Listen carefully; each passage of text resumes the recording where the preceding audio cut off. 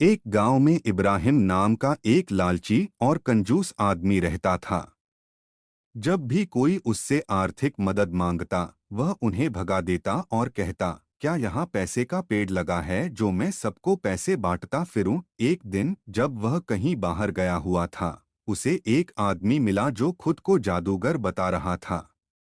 जादूगर ने उससे पूछा, क्या तुम ज्यादा पैसा कमाना चाहते हो? इब्राहिम तो पहले से ही लालची था। उसने तुरंत हाँ कर दी बिना कुछ सोचे। फिर इब्राहिम बोला, जादूगर भाई, जल्दी बताओ मुझे क्या करना होगा। जादूगर ने कहा, अपना सारा पैसा ले आओ, फिर मैं तुम्हें बताऊंगा क्या करना है। इब्राहिम भागा भागा अंदर गया और अपना सारा पैसा ले आया। उस पैसे में 500 और 1000 के नोट भी थे।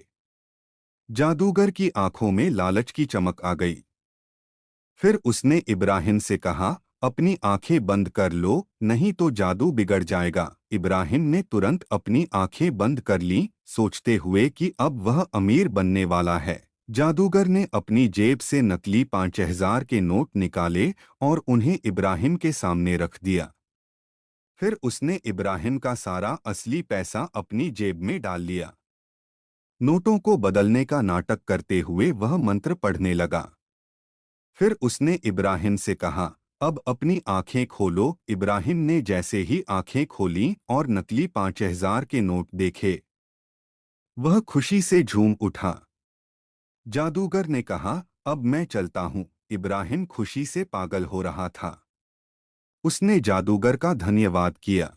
लेकिन जैसे ही जादूगर चला गया, इब्राहिम को होश आया। वह हैरान रह गया। जादूगर उसका सारा असली पैसा लेकर भाग गया था और उसके पास सिर्फ नकली नोट बचे थे। अब वह पूरी तरह से कंगाल हो चुका था। नीति कथा, लालच बुरी बला है। अगर आपको यह वीडियो पसंद आया हो तो कृपया लाइक और सब्सक्राइब करें और नए वीडियो के लिए बेल आइकन दबाएं।